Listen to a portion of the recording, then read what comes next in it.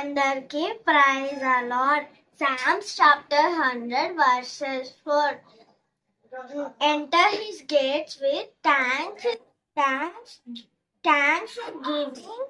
thanksgiving and his courts with praise. Give thanks to him and praise his name.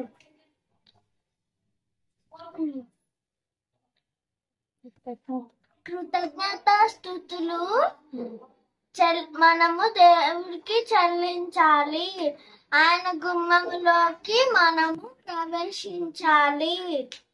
మనం ఎందుకు కృతజ్ఞతాస్తుతులు చెల్లించాలి? ఆయన మన కోసము మరణించారు కాబట్టి మనం ఆయన కృతజ్ఞతాస్తుతులు చెల్లించాలి. ఆయన మన కోసము మనం ఏది అడిగితే అది మనకి మేలు చేశాడు కాబట్టి మనము కృతజ్ఞతాస్తుతులు చెప్పాలి. దేవుని నామానికి మహిమ కలుగును గాక.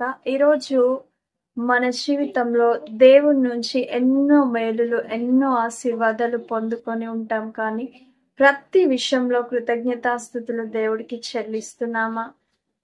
మరి ఆయన చేసిన ప్రతి మేలును బట్టి మనం కృతజ్ఞతాస్తుతులు చెల్లిస్తున్నామా?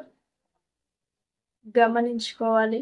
ఈరోజు దేవుని నుంచి ఎన్నో మేలులు పొందుకునేవారు, ఆశీర్వాదాలు పొందుకునేవారు ఎంతో మంది ఉన్నారు. కానీ దేవుణ్ణి మరచిపోయేవారు కూడా ఎంతో మంది ఉన్నారు. దేవుని నుంచి నీవు ఒక అధికమైన ఆశీర్వాదాన్ని పొందుకున్నప్పుడు అంతే అధికంగా దేవుణ్ణి నువ్వు స్తుతించాలి.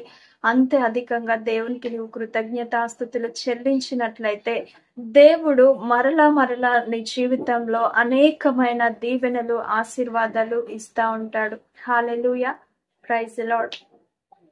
ఈరోజు మన జీవితంలో మనకిష్టమైన ఫ్రెండ్స్ మరి ఏదైనా ఒక మంచి గిఫ్ట్ సర్ప్రైజ్ చేసినప్పుడు ఎంతో హ్యాపీగా థ్యాంక్ యూ సో మచ్ అని చెప్తా ఉంటాం. కానీ ఈరోజు దేవుడిని బట్టి నీవు కృతజ్ఞతాస్తుతులు చెల్లిస్తున్నావా?